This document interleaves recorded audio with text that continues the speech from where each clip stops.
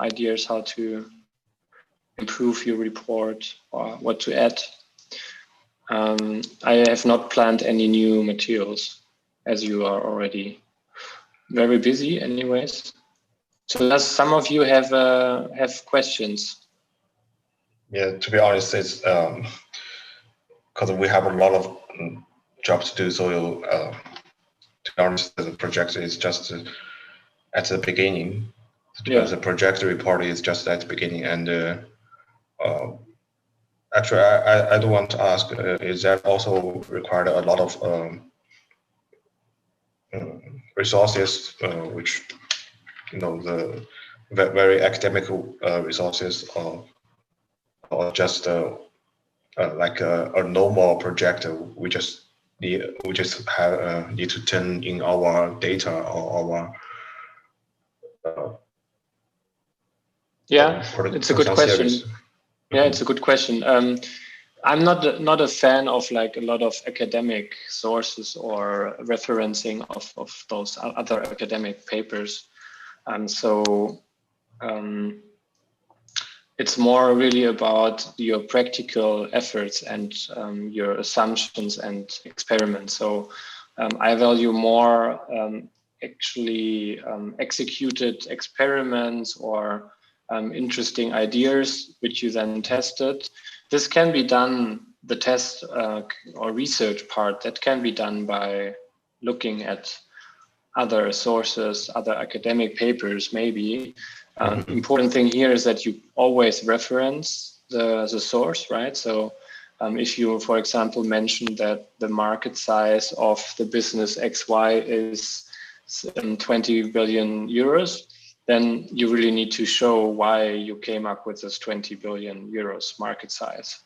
So here it's important to like reference well and give the source where you found this information. But if it's the source should be of course like official and should not be like any small blog where everybody can write about. But so the better the sources, the better. But I'm not a big fan of like referencing a lot of academic papers just because it's an academic study. This course is really, it's called case study, so it's a lot about practical, more the practical side of it, not so much the theory. Yeah, that's good. Because for this general data, we can get it easily from the some institute. Yeah, there's like Statista and Business Insider, and like all those mediums where you can find a lot of interesting statistics. Yeah, exactly. Oh, that's good for me. All right. Some other questions? Yeah, in the chat, we come up one question. Oh, thanks for this hint. Where can we get the official information? What do you mean with official information, Ray?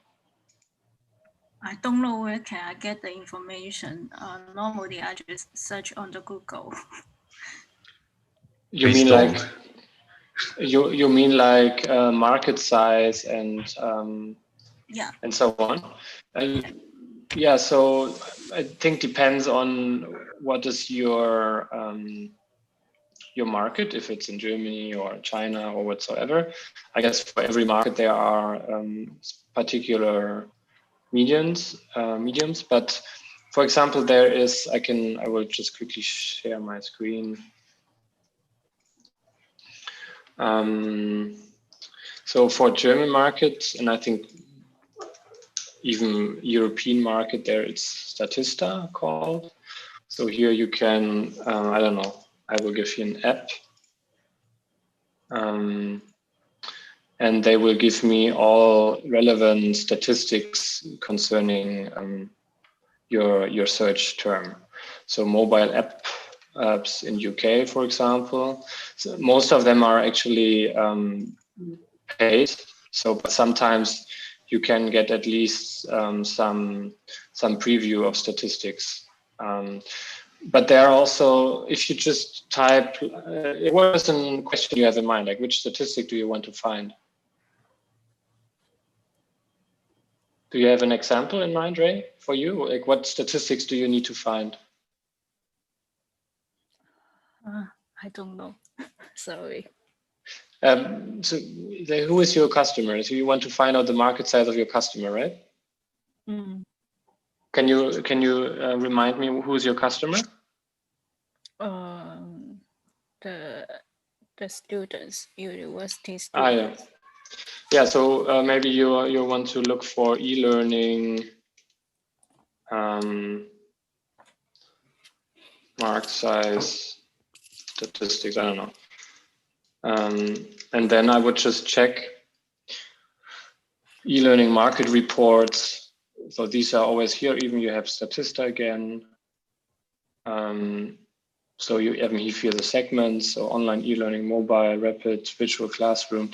So I think if you, Google is always a nice start, and then you just filter for the different findings here, meaning that you should always find like authentic and respected sources, right? Like you should not go here on the page 10 and then just look for a number there. It's like Bloomberg and like all those really well-known sources. They will give you good numbers and trustworthy statistics. Okay, thank you. No problem. So wait, there was another question, right? How to know more about market size, for example, I found market size.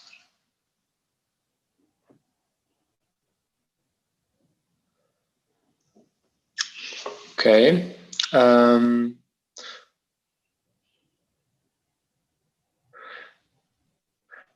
Can you explain why you want to find out the market size of Guangzhou City?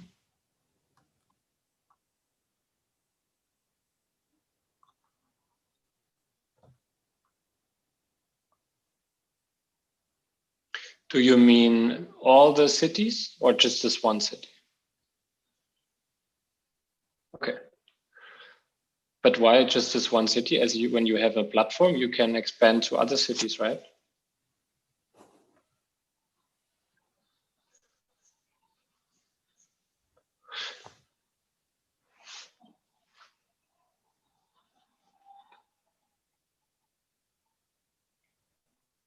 For sure. No, for sure. Like that's a very, very good start to always start in one city because you need the pet adopters and the pet owners, right? So, and they need to be in one city. So it's really good for your start. But for the business case, if you present it to an investor, you should always say, okay, I know that my starting market is very focused and this is here just a city. This is the size is, we can think about it after explaining. This is the size X. But I know that if it works in the city, we can go through 200 other cities in China. That is why the market is maybe 15,000, not 19, but 15,000. So that gives you a much bigger and higher valuation at the end, right?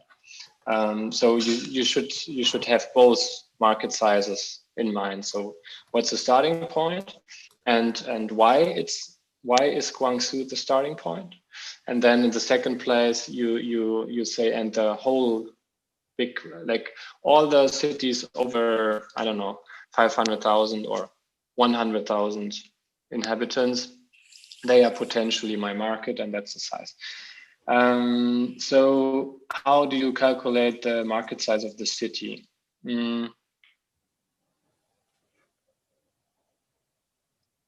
Well, in general, you could, maybe you find out some statistics about the ratio. So do people on rural areas, so like outside of cities, have more pets than people in cities? Like how, maybe there are some statistics to see what the average pet usage. Maybe you have this actually, maybe if you find numbers like average pets per inhabitant, and then you can just calculate amount of inhabitants of Guangzhou City times the average number. in general, I would say if you say 19,000 is the whole market in China, and if you cannot find any specific numbers regarding what the ratio is between cities versus countryside, you can just divide this 19,000 by the all inhabitants of China and multiply it times the inhabitants of the Guangzhou city. Cool. Hi, Xiao. We are just discussing some questions. So if you have any questions, just drop it in the chat or just speak up. All right, some other questions.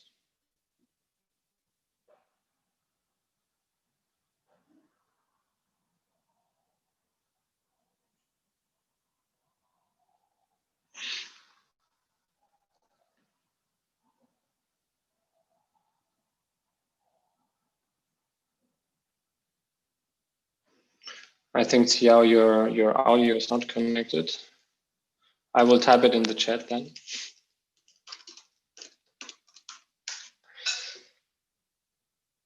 Okay. Meanwhile,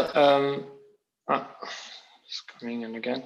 Meanwhile, so the deadline of the report is 29th of January. So I will be always available via email. Please just like sum up all your questions so that that you don't like send tons of emails for every question. Maybe if you have if you collect all your questions and send it to me before the 20th, I will definitely get back to you in time with my feedback. And then just please send me the report via PDF, via email. Yeah, that's actually about it. Okay, let's see. Xiao, do you have questions? Ray, we still don't know how to finish and how to make our products unique. Okay, so first point, financial plan. So what is the problem here? Where do you struggle?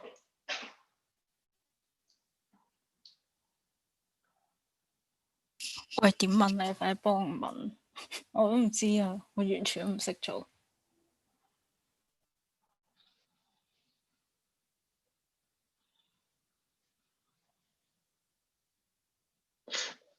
Yeah, so it's part of the report, definitely. So you need to do it.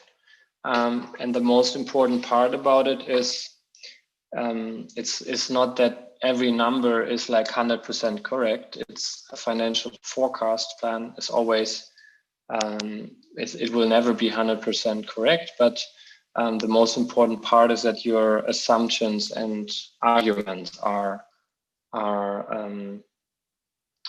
also not correct, but that they are fitting together so that I understand them and that they are plausible, let's say. So assumptions can be how much do you grow every month? How much does employees or team costs for you? How high the wages are? Assumption should be plausible. How much a new customer does cost you? So how much marketing do you need to spend to acquire your planned customers? So like all the assumptions, these are more important than the actual numbers. So basically that I look at the financial plan and say, yeah, okay, that makes sense. They are investing here more in marketing, though that's why in the next months there are more new customers. Developing an app costs that amount of money. Yeah, that makes sense. So on and so on. So like the assumptions need to be correct. And then the second most important part about the financial plan is identify the cash flow. So like how much money do you need to have an investor or not? And how much money do you need from the investor to get to your break-even point, right? That was the point where your monthly sales are as high as the monthly costs, right? Because starting from this point, you can pay your costs on your own. But until you get to this point, you will have negative cash flow. So you need to have an investor investing X amount of euros to be able to survive. So I think these are the two main points. And where to get good assumptions and arguments is, I think, also looking at research. So a keyword here would be benchmarks. So look for how much does a customer cost for apps benchmark, and then you will find statistics about other companies who have an app and how much they pay per customer. How much does it cost to develop an app, or how much does it cost to launch a restaurant or so ever. So I think there are a lot of data, and as far as you just use this data, it's okay. And if you don't find the exact number, it's just reasoning and assuming and Did that help you, or should I explain something more in detail?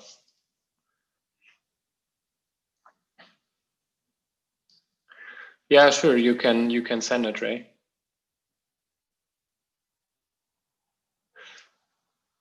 And I think my product is easily copied by others. So how can I make our products unique? What was your product again? The VR. The VR student. Sorry, I just asked you. Well, there are different effects you can always elaborate on. So, for example, the network effects. So the more customers you get, the more students are on your platform, the more valuable you are, because there's maybe more content on it. People can maybe connect to each other better. So if you like, first of all, I think it's not so easy to copy your product, because you need to have the network to the universities and educational institutions. So it's hard actually to build up this network. And so you will build up this network, and then I think it's pretty hard. It's like not a t-shirt, for example. Like t-shirts are very easy to copy. But something like a platform, it's always, you have network effects, you have the brand. You can always argue with your brand so that you build up a sustainable brand and people will love you. So that's why they will stay with you and not change to competitors. Yeah, so I think it's not you will not have a big problem with that. Okay, thank you. Cool. So Chia-Wee, your question was, who will be your investor? The first is family and friends, and then and why. Yeah, so this question is maybe about to choose the right investors. So here are different, there are different stages of investment. So at the beginning, there's, as you said, family and friends, and there are business angels, and then there are maybe private VCs, venture capitalists, and so on. So it's important that you know which kind of investor you choose. So I think in your case, it will be always family and friends. It will be business angels. They invest often in a very early stage, or it will be maybe also a bank loan or some grants from the country, like for example, maybe for education, there could be maybe some grants where the government is supporting innovative new solutions in virtual education. Maybe there's also something like that. And then the why, you should always argue why you believe this investor is a good one. So there are many reasons why that could be. So one reason could be, well, their money is very cheap. So meaning that they give you a lot of money for very small percentages. Another reason could be they invested in other similar companies, so they have a good network. They have a lot of experience in your field. Another reason could be they know a lot of other investors for follow-up rounds. So there are a lot of questions, a lot of possibilities why you should choose certain investors or not. And if you don't, if your business case does not require investors, that's also totally fine. Like, not every company needs an investor, so you can also find strong arguments against investors, because, you know, if you let somebody external into your company, it could be also a pain in the ass with this person. Maybe you want to rather work on your own, or he has different interests than you. So yeah. Did that answer your question, Jerry? Okay. Okay, then Chewy, what will be the USP if I want to open a sushi restaurant? I think food may be easy to copy. I agree that in general, like the traditional businesses like restaurants and food, it's easier to copy than, let's say, an app or a platform. But there are always, as before, there are always arguments why you can support your USPs. You can say you're exceptional at your service. You have like a delivery time which is the best in the market. Your brand or your quality is very good. You know, like I'm ordering actually a lot of sushi. We have every Sunday I'm eating sushi here, and there are big differences in the sushi restaurants here in Frankfurt. So one is the quality is not really good. One adds just free like one free roll or something just as a thank you, and that's like awesome. And I think even though there are many restaurants like that, if you're you can find your niche. So either you say, okay, I'm the cheapest one, or I'm the best one, high quality one. So I think there are always some differentiators you can find. For example, one other sushi restaurant where we are ordering has its own app. So you don't need to order at like those food delivery companies, but they have an own app, and the experience is much better because they can send you some coupons, or they can ask you, they have a better Instagram account, you know, like those traditional restaurants, they are not really good in digital marketing. So maybe you can create this restaurant with a good digital marketing and have a USP there to approach new customers, like new target groups. All right, cool. What's the comment of Young Pet Service unique? Do you have some ideas, Ray, to make it unique? Yeah. So was that a question or just a chat? It's the chat. Okay. All right. Okay, some other questions.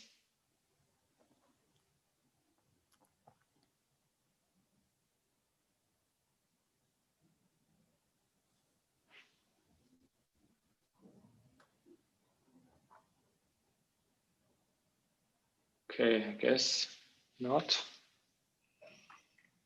So maybe I can ask you a question. How did you like the course? Like, what can I improve?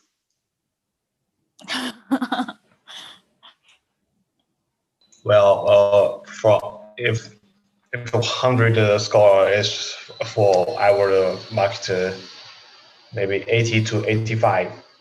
Okay.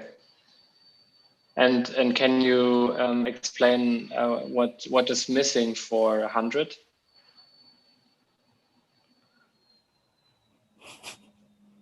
I don't have hard feelings. Like, I appreciate constructive feedback, so don't worry. It's just feeling harder to say which part is missing or should be done better. Okay. And I think so many table to fill in. And Okay. sorry about that. And No, that's fine. because You mean the different documents? yes, Mhm. too many, and sometimes I don't know how to fill it because it is difficult to me. Mhm. Without an example, and I don't know how to fill in Yeah, some good point. tables. So yeah, that's my feedback. And and I think the course I can get more knowledge from your course, and I'm very happy to have your course. But I think if the course it can be 怎么说呢？你想说什么？我帮你翻译。because the knowledge you give us just a point and a point and point, and we don't know how to connect them. Mm-hmm. Yes, if you Okay. give the lectures to us, it is following the timeline to start up a business. I think it is better. Yeah. And what do you mean with connectors? What are the measures? For example, I think the because in China, we often have the course more practical. The first course maybe the teacher will tell you, think about your products and what you want to do, and then she will tell you how to make the business plan. And the first step is what, the second step is what, and the course is following the timeline to start up a business. Mm-hmm. Mm-hmm. Okay. And your course, it is the point, and we don't know the connection with this point and this point. Okay, I understand. Yeah. So Yeah. draw a better timeline fitting. Yeah, Okay. yeah. I think will be better. All right. Just my opinion. Cool. Thanks.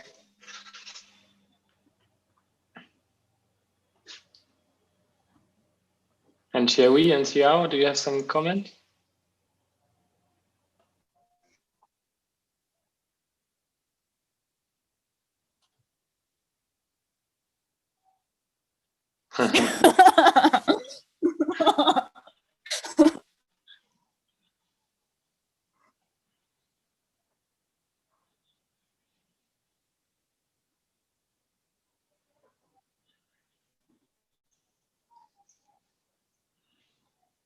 Do you actually have courses where the teacher does not reply? All right. All right.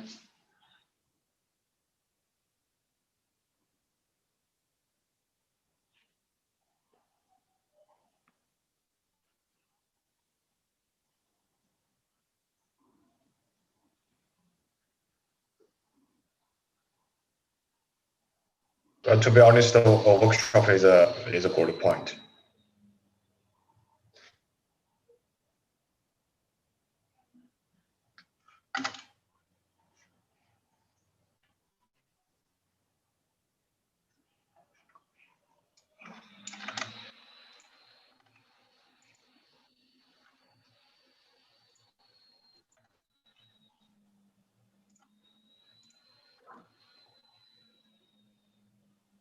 Mm-hmm.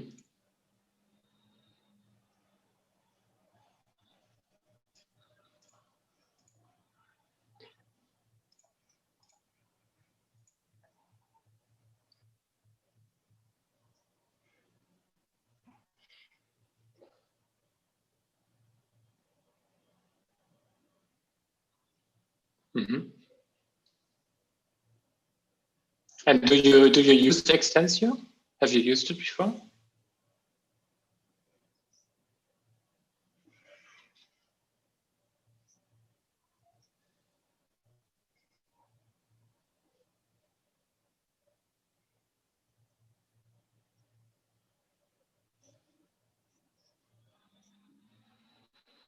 Okay. So Okay. many tables.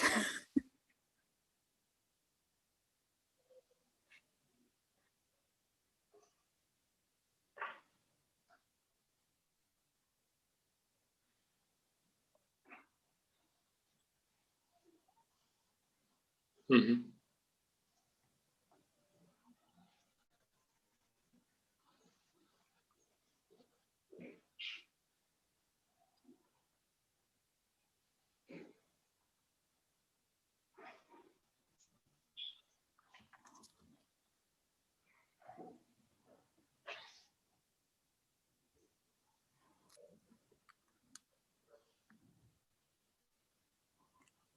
The following courses. You don't know how to, can you repeat? You don't know how to connect it to the following courses? Or?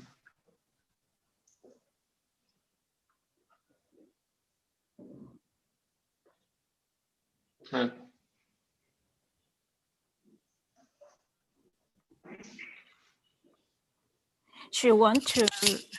She want to prepare for the next class, but we don't know what the content of the next class. So if you can focus the next class, will be better.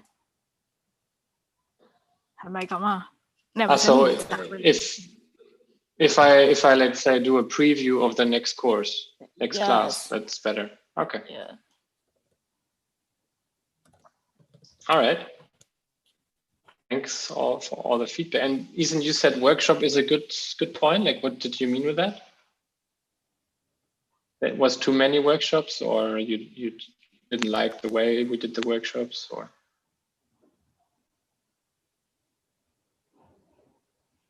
Ethan? 掉线了吧 Still there? Offline? Maybe Chihui, you wrote workshop, so what did you mean with it?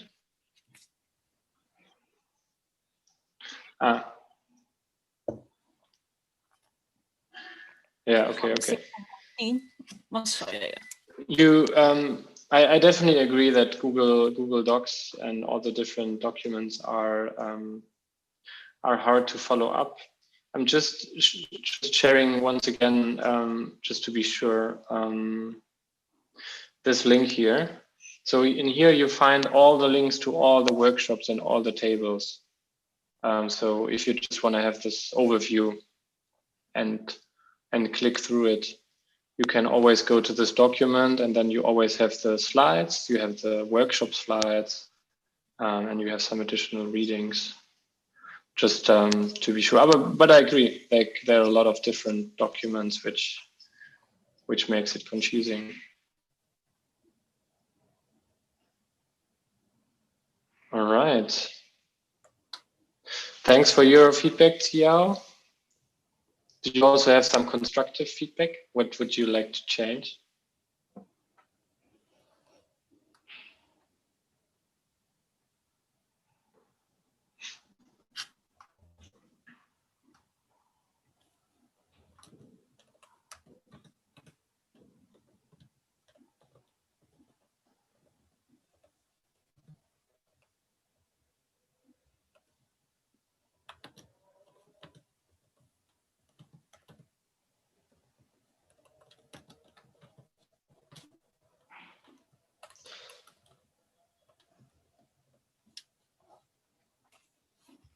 And I think, Chen, you're also here now, right? So if you have any question for the course, for the report, just feel free to ask them. And we were having some questions before, and now we were just discussing the feedback of the course, what I can do better next time.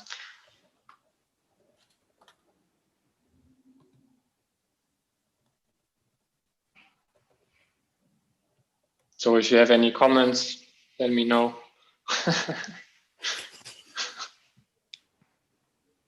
Sure, shall we just ask question? You mean after the course, like the whole course, you mean? She want you to solve another course problem.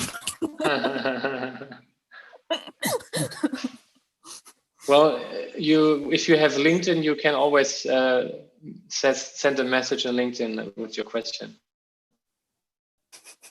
Some motivation to go on LinkedIn.